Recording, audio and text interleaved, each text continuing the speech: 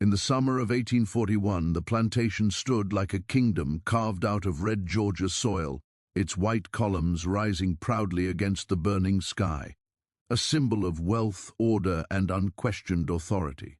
The lady of the house had been born into this world of certainty, where her future was shaped long before she could speak her own desires aloud. From childhood, she was taught how to walk, how to speak, how to smile without revealing too much, and how to hide every impulse that did not serve the expectations of her family name. Her days unfolded according to a strict rhythm, morning light filtering through lace curtains, the distant sounds of labor echoing from the fields, and the quiet rituals of a life designed to look perfect rather than feel complete. To the outside world, she was admired as graceful and fortunate, a woman who seemingly possessed everything a Southern lady could want. Yet within her, a slow and persistent emptiness grew, one that no fine dress, no polite conversation, and no carefully arranged social visit could ever truly fill. She had been raised to understand the plantation not as a place of cruelty, but as a carefully ordered system that benefited everyone. At least, that was the story repeated to her from childhood. Her father spoke of responsibility and tradition, her mother of duty and reputation. They told her that the enslaved people who worked the land were part of the natural order, as immovable and unquestionable as the seasons themselves. As a girl, she accepted these explanations without protest, not because she believed them deeply, but because she was never taught to question. Questioning was dangerous for women of her station. Silence was safer, obedience was praised, emotional restraint was treated as a virtue, and curiosity beyond one's place was gently but firmly discouraged. By the time she reached womanhood, she had learned to keep her thoughts folded neatly inside herself, unseen and unspoken. Her marriage prospects were discussed long before her heart had ever learned what love meant. Suitable men visited the plantation, sons of neighboring landowners, men with proper lineage and acceptable fortunes. They spoke to her politely, admired her beauty, and imagined her as an extension of their estates rather than as a living, breathing soul. She listened, smiled, and responded as she was expected to, all the while feeling as though she were watching her own life from a distance. Each potential match felt like a door closing rather than opening, and with every polite refusal or delayed engagement, tension grew within her household. A woman her age was not meant to linger unmarried. Whispers followed her at church gatherings and social dinners, speculating about her temperament, her health, or her supposed stubbornness. None of them suspected the truth, that she simply felt no connection to the world laid out before her. The plantation itself was a place of contradictions. Beauty and brutality existed side by side, woven so tightly together that separating them felt impossible. The land was lush and fertile, stretching outward in waves of green beneath the relentless southern sun. Gardens bloomed near the main house, carefully tended and admired, while beyond them, fields demanded endless labor from bodies that never truly rested. From her bedroom window she could see both the elegance of her home and the distant movement of workers whose lives were measured not in dreams but in survival. Sometimes late in the evening she would stand alone and watch the horizon darken, listening to the sounds of the plantation settling into uneasy silence. It was during these moments that the weight of her existence pressed most heavily upon her, though she could not yet name why. She was not cruel by nature, nor was she particularly kind in any meaningful way. Like many women of her class, she existed in a state of learned detachment. Kindness was allowed only within strict boundaries. Sympathy was acceptable so long as it did not disrupt the system that sustained her comfort. She distributed leftover food, allowed minor indulgences, and believed these gestures absolved her from deeper responsibility. Yet sometimes, when she caught an unexpected expression in the eyes of those who served her, weariness, intelligence, resentment, or something she could not quite define, it unsettled her more than she cared to admit. These fleeting moments disturbed the carefully constructed narrative she had inherited, hinting at a reality far more complex than she had been taught to see. Loneliness became her quiet companion, though no one around her seemed to recognize it. She was rarely alone in the literal sense. Maids attended her, Guests visited frequently, and family expectations hovered constantly over her choices.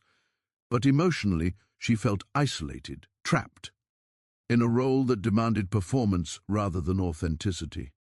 There was no space for vulnerability, no permission to express longing or doubt.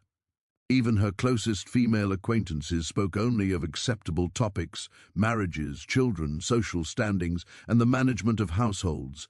Any deviation from this script was met with raised eyebrows and subtle disapproval. She learned to mirror their conversations while feeling increasingly disconnected from them. At night, sleep often eluded her. She lay awake listening to the faint sounds of the plantation, the creaking of wood, the rustle of leaves, distant footsteps moving through darkness.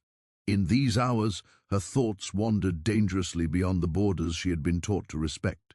She wondered what it meant to live freely, to make choices guided by desire rather than obligation. These thoughts frightened her as much as they comforted her, for she had no language to express them and no path to act upon them. They remained hidden, growing stronger in silence. In the rigid world of 1841 Georgia, a woman like her was expected to be a symbol, not a person. She represented lineage, purity, and continuity, her value measured by how well she upheld tradition.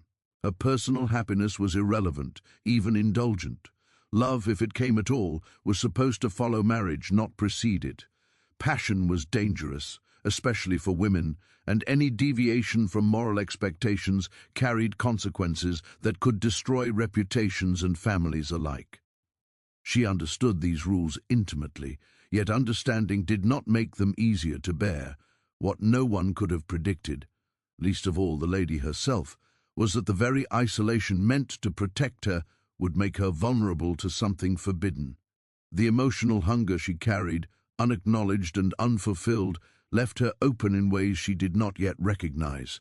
The Plantatio, with all its control and cruelty, had unknowingly created the conditions for a collision between duty and desire.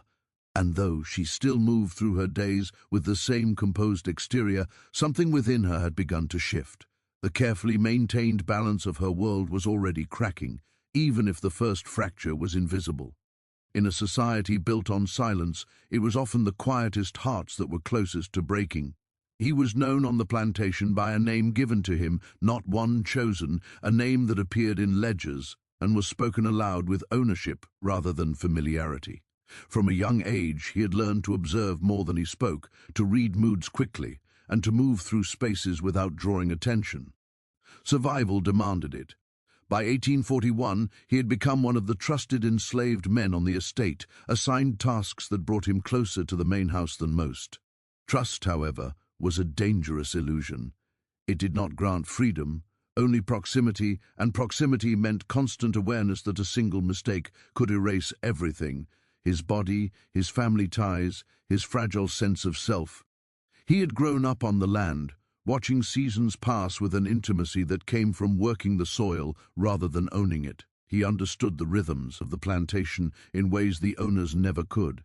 He knew when storms were coming before clouds gathered, sensed tension among the household before voices were raised, and recognized the subtle shifts that signaled danger. His intelligence was not formally acknowledged, yet it revealed itself in his careful movements and quiet restraint. Those who controlled the plantation mistook his calm for compliance, unaware that beneath it lived a mind constantly calculating risk and consequence.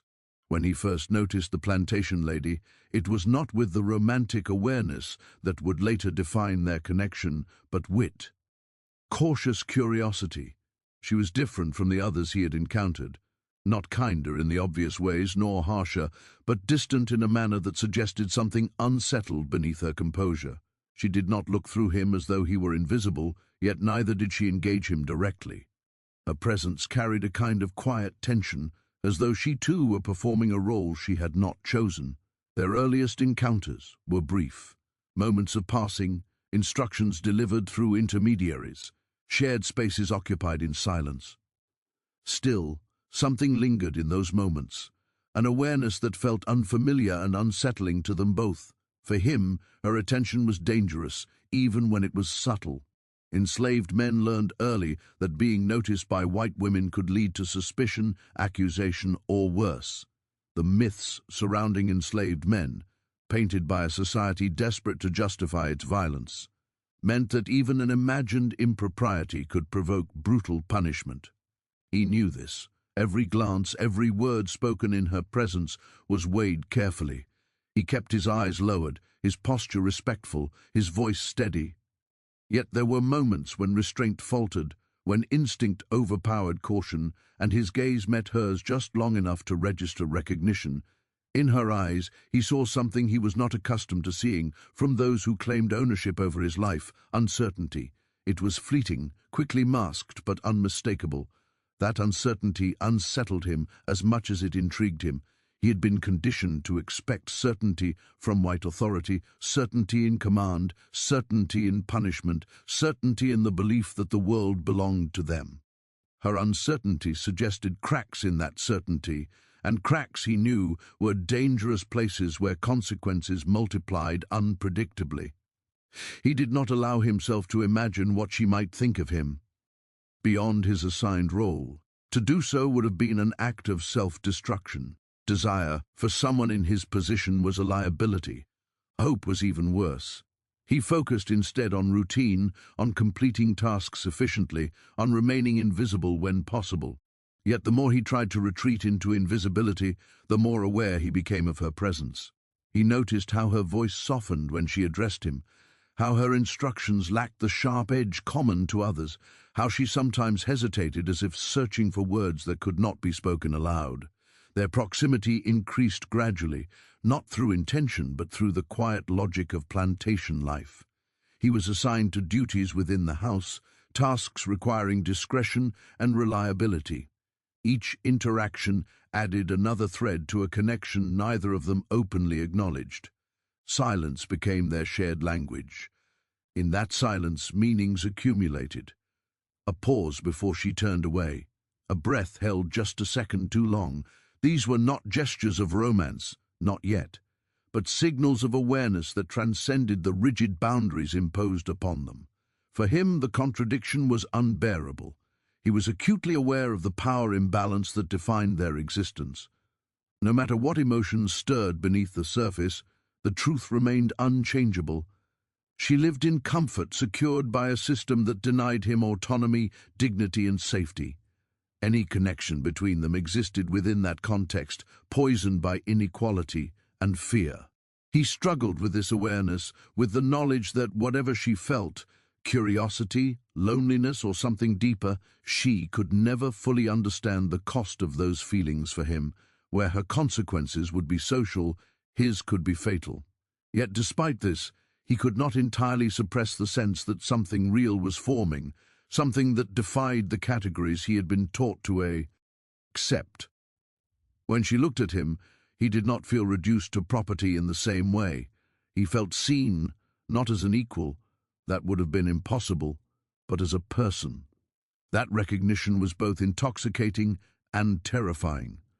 It awakened a part of him he had learned to keep dormant, a part that remembered who he had been before the plantation, before the constant negotiation of survival stripped life down to its most basic instincts.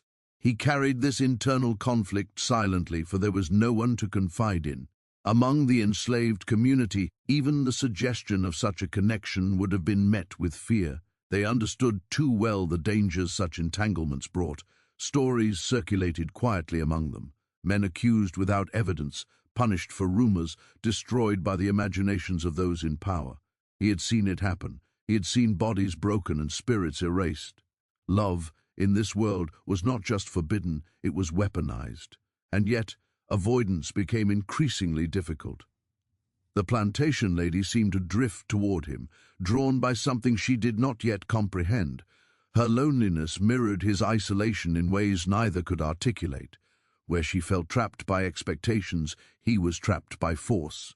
The similarity was imperfect and deeply unequal, but it created a fragile bridge between them. On that bridge, every step was perilous. Still, both found themselves standing there, suspended between what was and what could never be.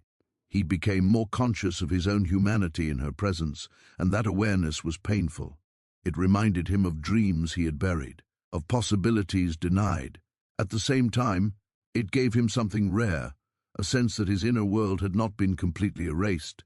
That sense sustained him even as it threatened him. Each day he walked a careful line, balancing the need to protect himself against the pull of something that felt dear, endlessly like connection. He did not mistake her attention for salvation. He knew better than to imagine escape or transformation. Whatever existed between them could not change the laws that governed their lives. Still, the human heart does not operate according to laws alone. It responds to recognition, to moments of shared silence that feel like understanding. Against his will and his judgment, his emotional defenses weakened. He began to anticipate her presence, to feel a subtle shift within himself when he knew their paths would cross. In the oppressive structure of the plantation, where roles were rigidly defined and deviation was punished, this quiet awakening was revolutionary in its own way. Not because it promised freedom, but because it reaffirmed his capacity to feel, to perceive, to exist beyond the identity imposed upon him. That, perhaps more than anything else, made it dangerous. For a man denied ownership of his own body, the act of feeling deeply was an assertion of selfhood the system could not tolerate. Neither of them yet spoke of what was forming between them. There were no confessions, no declarations, no overt acts that could be named and condemned. There was only a growing awareness, a sense that something irreversible had begun. He understood that whatever followed would demand a price, and he feared that he would be the one to pay it. Still, as he moved through his days under the watchful eyes of the plantation, he carried with him the knowledge that, for the first time in his life, someone from the world that owned him had looked at him and seen more than what they claimed him to be. That knowledge changed him, even as it placed him in greater danger than he had ever known. What had begun as a fragile awareness soon deepened into something neither of them could deny, though denial was exactly what survival demanded. The connection between and them did not arrive with dramatic gestures or spoken promises. It grew quietly, nourished by absence as much as presence. Each encounter left behind a residue of feeling that lingered long after they separated, a weight carried through the hours and days that followed. For the plantation lady, this awakening was both intoxicating and horrifying. She had been taught that love was something orderly, sanctioned, and safe, bestowed within marriage and approved by family and church. What she felt now defied every rule she had been raised to honor. It was not only forbidden by law and custom, it was unthinkable, a violation so complete that even imagining it felt like a transgression against reality itself. She tried at first to explain it away. She told herself it was loneliness, misplaced sympathy, or curiosity born of boredom, yet no explanation could account for the intensity of her reactions, the way her heart accelerated at the sound of his footsteps, the way her thoughts returned to him unbidden, intruding upon moments that should have been occupied by more acceptable concerns. She became acutely aware of herself in his presence, of her own vulnerability, of emotions she had never been allowed to explore. This awareness unsettled her, for it stripped away the illusion of control that had defined her life. She was no longer merely performing the role of a plantation lady, she was feeling, and those feelings refused to obey the boundaries she imposed upon them. For him, the situation was even more perilous. Desire, in any form, was a luxury he could not afford. He understood the world with brutal clarity. Laws were written to protect her and destroy him. If their connection were discovered, no explanation would matter. He would not be granted the complexity of intention or emotion. He would be reduced to a threat, an excuse for violence justified by centuries of fear and propaganda. Knowing this did not prevent his feelings from deepening, but it infused them with constant dread. Each moment of closeness was shadowed by the certainty of what could happen if anyone chose to see what they already sensed. Their love, if it could be called that, existed entirely within constraint. There were no stolen kisses beneath moonlight, no secret embraces that could be romanticized without consequence. Instead, their intimacy lived in restraint, in the discipline required to remain distant, in the careful management of expression. This made it no less powerful. If anything, the inability to act intensified every emotion. Longings were magnified by silence. Every suppressed impulse sharpened the ache rather than diminishing it. They lived in a state of constant vigilance, aware that even the smallest misstep could invite catastrophe. The plantation itself seemed to conspire against them. Its structures were designed to enforce separation and hierarchy, yet their daily operations forced proximity. Work assignments, routines, and expectations placed them in shared spaces where avoidance became impossible. Each time they encountered one another, they were confronted with the reality of what they could not have. Their eyes spoke when their mouths could not. Their restraint became a form of communication, heavy with meaning. In those moments, they both understood that what bound them together was not merely attraction, but recognition, a mutual awareness of isolation and longing within a system that denied both. The weight of that understanding was crushing. For her, loving him meant confronting the truth of her world in a way she had never been forced to before. It meant acknowledging that her comfort was built upon his suffering, that the system she had passively accepted was not an abstract institution, but a living force that governed his eve. Wry breath. Love stripped away the distance that privilege had provided. It made the cruelty personal, inescapable. This realization filled her with guilt and confusion, emotions she had never been taught how to navigate. She found herself torn between desire and revulsion. Desire for him, revulsion at the system that made their love impossible. For him, loving her meant confronting a different kind of torment. He was acutely aware that whatever affection she felt existed within a context she could never fully escape. She could choose to retreat into safety, to deny what she felt and continue her life largely unchanged. He did not have that option. His body, his labor, his future were not his to withdraw or protect. Loving her forced him to reconcile his humanity with the reality that, to the world around them, his humanity was irrelevant. That contradiction gnawed at him relentlessly, making love feel both affirming and destructive. Fear became their constant companion. They feared discovery not only by those in power, but by the very walls that enclosed them. Servants observed everything. Routines were noticed. Deviations sparked curiosity. Rumors did not require evidence to be lethal. A glance interpreted incorrectly, a pause noticed by the wrong person, could unravel everything. The plantation thrived on surveillance, overt and subtle. Privacy was a privilege neither of them truly possessed. This awareness infused every interaction with tension, making even silence feel dangerous. And yet, despite the terror, they could not fully retreat. Attempts to distance themselves only intensified the longing. Absence proved unbearable. They were drawn back together by an emotional gravity that defied reason. Each encounter felt like standing at the edge of an abyss, aware of the drop yet unable to step away.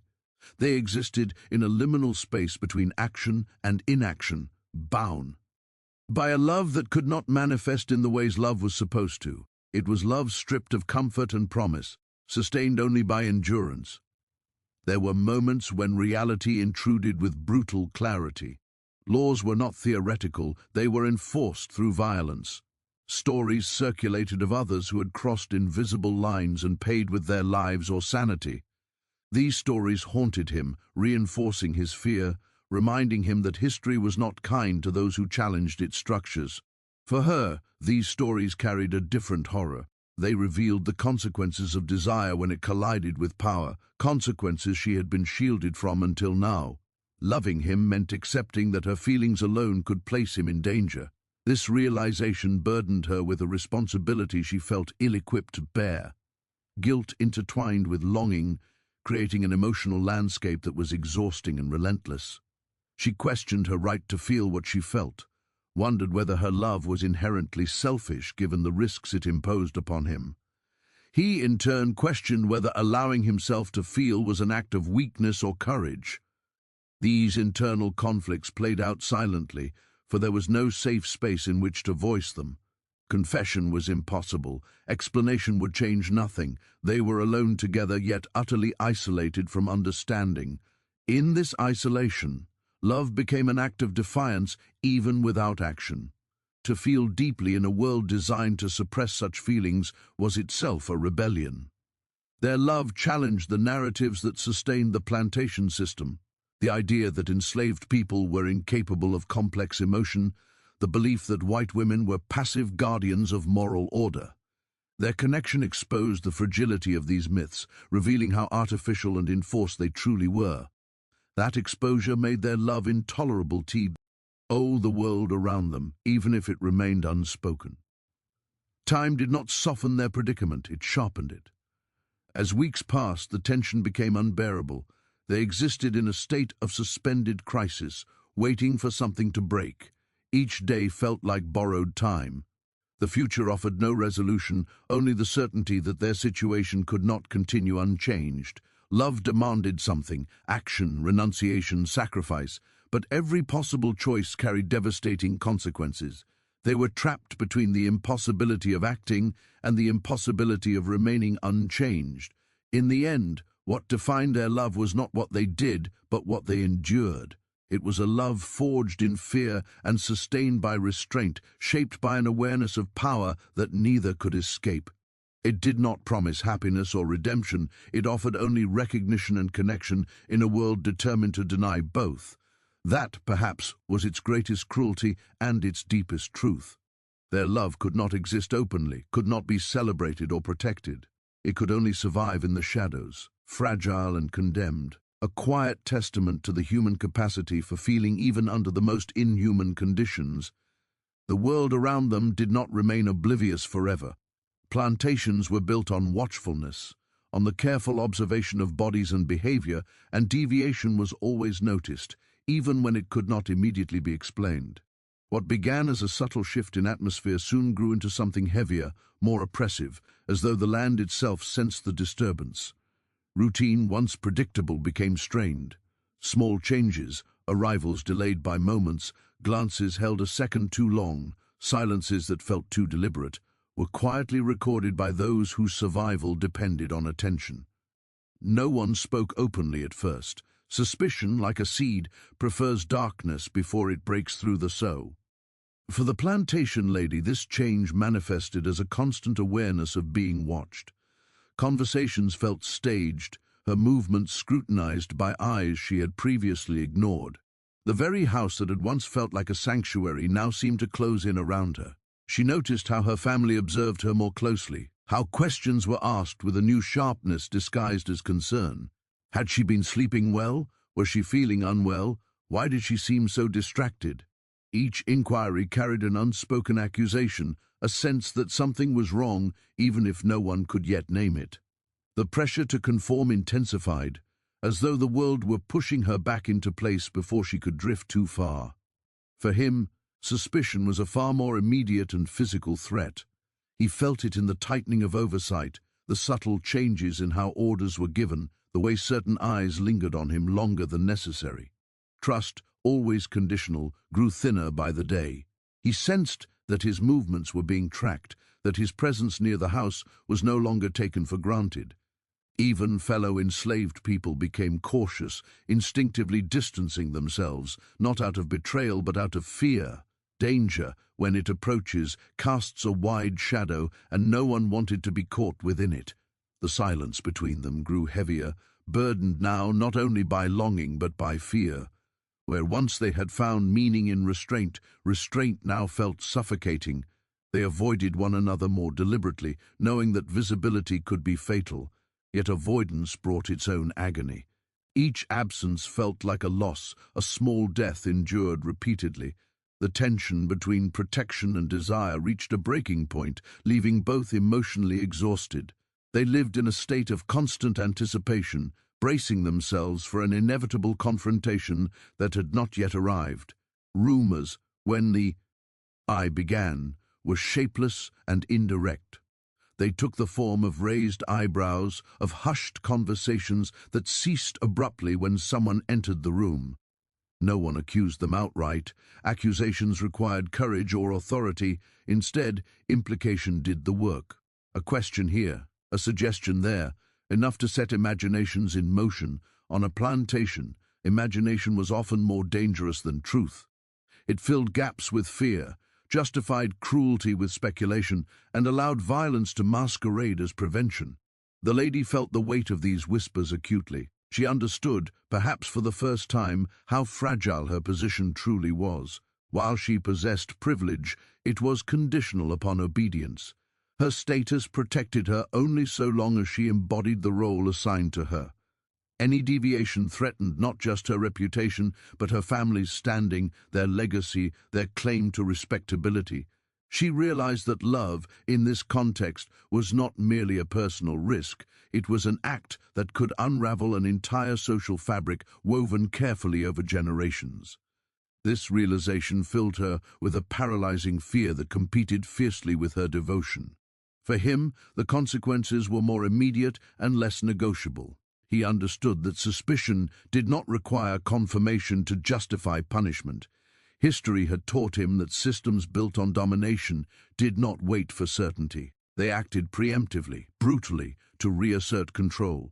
He felt the weight of this knowledge press upon him relentlessly, shaping every decision. Even his body responded to the stress. Muscles tense, senses heightened, sleep fractured by anxiety. Love, which had once offered a fragile sense of humanity, now threatened to become the very thing that destroyed him. The plantation's social machinery moved subtly but inexorably. Authority figures began to assert themselves more visibly, reminding everyone of their place through small demonstrations of power. Rules were enforced with renewed vigor. Boundaries were emphasized, both spoken and unspoken. The message was clear: order must be maintained, and anything that threatened it would be corrected. Within this environment, the connection between them felt increasingly impossible to sustain, yet equally impossible to sever. They did not speak of what was happening, not because they did not want to, but because words felt inadequate. What could be said that would change anything? Confession offered no relief. Plans held no promise. Their situation was defined by forces far beyond their control. Instead, they communicated through absence, through the pain of deliberate distance, each hoping to shield the other from harm while knowing that such protection was limited and uncertain. The strain took a visible toll on the lady. Her composure faltered, cracks appearing in the careful facade she had maintained for so long. Those around her noticed her restlessness, her distraction, the way she seemed perpetually on edge. They interpreted these signs through familiar lenses: nervousness, hysteria, weakness, never considering that they might be witnessing the cost of a conscience awakening in an environment that could not tolerate it. She felt increasingly isolated, trapped not only by circumstance but by the impossibility of explaining herself without inviting ruin. For him, isolation was enforced more directly. Duties shifted, access restricted, movement constrained. Each change signaled a tightening noose. He understood that these adjustments were not random, they were tests, measures designed to provoke or expose. He responded by withdrawing further, becoming quieter, more obedient, more invisible than ever. This self-erasure was painful, yet necessary. Survival demanded it. Still, the effort to disappear came at a cost, eroding the fragile sense of self he had begun to reclaim. The atmosphere of the plantation grew heavy with unspoken tension. Even those unaware of the specific nature of the suspicion sensed that something was wrong. Fear, like disease, spread quickly in such environments. It infected interactions, strained relationships, and heightened cruelty. When systems built on oppression feel threatened, they respond not with introspection but with force. The plantation was no exception. Control was reasserted through discipline, surveillance, and reminders of consequence. For the lady, this period marked a painful awakening to the realities she had once been shielded from. She saw, more clearly than ever before, how swiftly and casually power could be exercised, how lives could be altered or ended without justification. What had once been abstract knowledge became visceral understanding. She felt complicit in a system she could no longer ignore, yet felt powerless to dismantle. This awareness deepened her anguish, binding her more tightly to the man whose suffering made that system visible to her. They both sensed that their story was approaching a turning point, though neither knew what form it would take. The tension could not be sustained indefinitely. Something would give, either their resolve, their secrecy, or the patience of those who watched. Each day felt like a countdown, each moment charged with the possibility of irrevocable change. They lived as though on the edge of a precipice, aware that once crossed, there would be no return.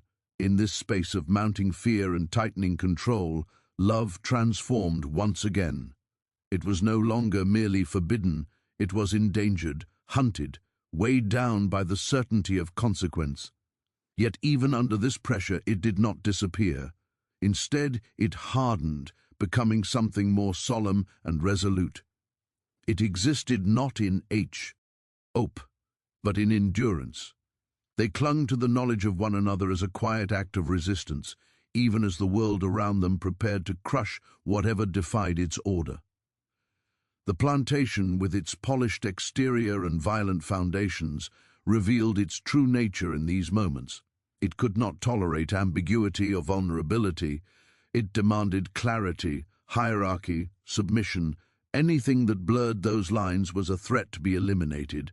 And so, as suspicion sharpened and control tightened, the fragile space in which their love had existed began to collapse. What remained was a choice that neither of them wanted to make, yet both understood was approaching. One that would demand sacrifice, silence, or loss in forms they could scarcely imagine. History did not record what happened next in any official ledger, and that absence speaks as loudly as any written account. The plantation continued, as plantations always did, absorbing disruption and erasing what threatened its narrative. Whatever resolution followed did not announce itself with ceremony or closure. It arrived quietly, folded into routine, hidden behind the language of necessity and order. This was how such stories ended, not with truth, but with disappearance. The world moved forward, carrying on as if nothing extraordinary had occurred, while the lives caught within that moment were altered beyond recognition. For the plantation lady, the aftermath unfolded as a gradual tightening of options, rather than a single decisive event. Her family's concern transformed into control, justified as protection. Decisions were made around her, not with her. Social expectations closed ranks, offering no space for deviation. If there had been any lingering hope that love might carve out an exception, it dissolved under the weight of reality. She was reminded, in countless subtle ways, of who she was meant to be and what was required of her. Compliance was framed as maturity, obedience as virtue. Resistance, even emotional, was treated as instability. In this environment, she learned that silence was not merely expected, it was enforced. The cost of that silence was immense. She carried within her a knowledge that could not be shared, a truth that had no place in the world she inhabited. What she had seen, felt, and understood had no language that could be spoken aloud without inviting ruin. The intensity of her connection, once alive with longing and fear, was slowly compressed into memory. Yet memory did not fade as easily as others assumed. It lingered in the smallest details, the sound of footsteps in the corridor, the rhythm of work beyond the windows, the sight of hands marked by labor. These details haunted her, reminders of a reality she was now expected to forget. Her life continued along a path that looked, from the outside, entirely ordinary.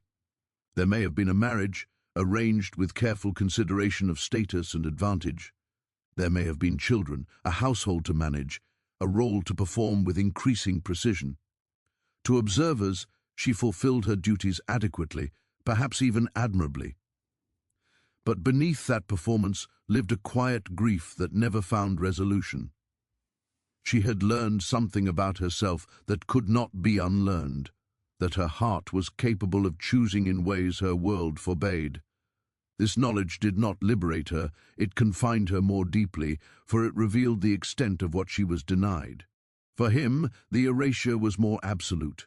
Enslaved lives were rarely documented beyond their utility, and any disruption was resolved through means that left no trace on paper. Whether he was reassigned, sold, punished, or simply made to vanish from the spaces he once occupied, the outcome would have been framed as practical, inevitable, and justified. His absence would have been explained as necessity, his suffering rendered invisible by the language of property. Those who remained would have understood without needing explanation.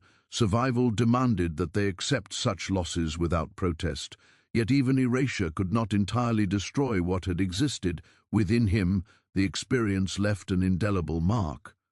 To be seen, even briefly, as a person rather than a possession altered something fundamental. That recognition could not be revoked, no matter how harsh the consequences that followed. It lived on as memory, as proof of his own humanity in a world designed to deny it. Even if his circumstances worsened, even if his body bore new scars, that inner truth remained. It was both a source of pain and a quiet form of resistance. The system that had made their love impossible depended on forgetting. It relied on the suppression of stories that complicated its self-image. Plantation culture thrived on myths of benevolence, order, and moral certainty. A romance that exposed the emotional and moral contradictions at its core had no place within that mythology, and so it was buried, not acknowledged, not confronted, but absorbed and erased, like so many other truths that threatened to disrupt the carefully maintained illusion. Time passed, as it always does, smoothing over the sharpest edges of memory while never fully erasing them. The plantation endured through seasons of planting and harvest, through social gatherings and private sorrows. New stories replaced old ones, each carefully curated to reinforce the same hierarchy.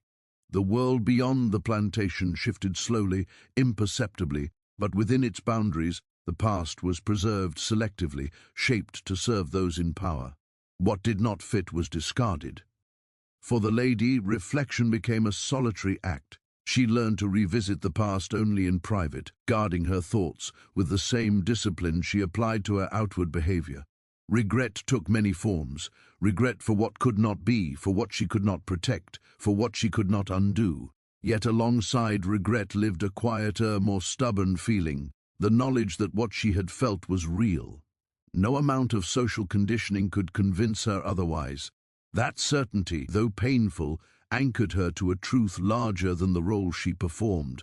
For him, survival demanded a different kind of reflection. Memory could be dangerous, a distraction in a life that required constant vigilance. Yet forgetting entirely was impossible. The connection they had shared became part of his inner landscape, shaping how he understood himself and the world around him. It reminded him that his emotional capacity had not been destroyed by oppression, that even within the narrow confines imposed upon him, he remained fully human. This understanding did not lessen his suffering, but it gave it meaning that could not be taken away. Their story, unrecorded and unnamed, existed only in fragments, glimpses, rumors, emotional residues passed down in indirect ways. It may have survived as a cautionary tale, a warning whispered rather than spoken openly, or it may have vanished almost entirely, leaving only the faintest traces in the lives it had touched. Such was the fate of many stories that challenged power. They lived briefly, intensely, and then were pushed into obscurity. Yet absence is not the same as insignificance. The fact that their story was erased speaks to its threat. It revealed the fragility of a system that depended on rigid separation and enforced roles. It exposed the artificiality of boundaries presented as natural and immutable. Even in its suppression, the story test ified to the reality that human connection does not obey laws or hierarchies, even when defying them carries devastating consequences. Looking back from the distance of history, what remains is not a romantic triumph nor a moral resolution, but a stark reminder of what was lost. Their love did not change the world. It did not dismantle the system that destroyed it, but it illuminated, briefly and painfully, the human cost of that system. It revealed how many lives were shaped by forces they did not choose, how many emotions were sacrificed to maintain order, how many stories were never allowed to be told. In this way, the ending is not a conclusion but an echo. It reverberates through the silence left behind, asking questions history often avoids. What does it mean to love when love itself is forbidden? What survives when everything conspires to erase it? The answers are not found in archives or official accounts. They exist in the emotional truths carried forward, in the recognition that even the most oppressive systems cannot fully extinguish the human capacity for connection. Their romance, erased from record, endures as an absence that demands attention.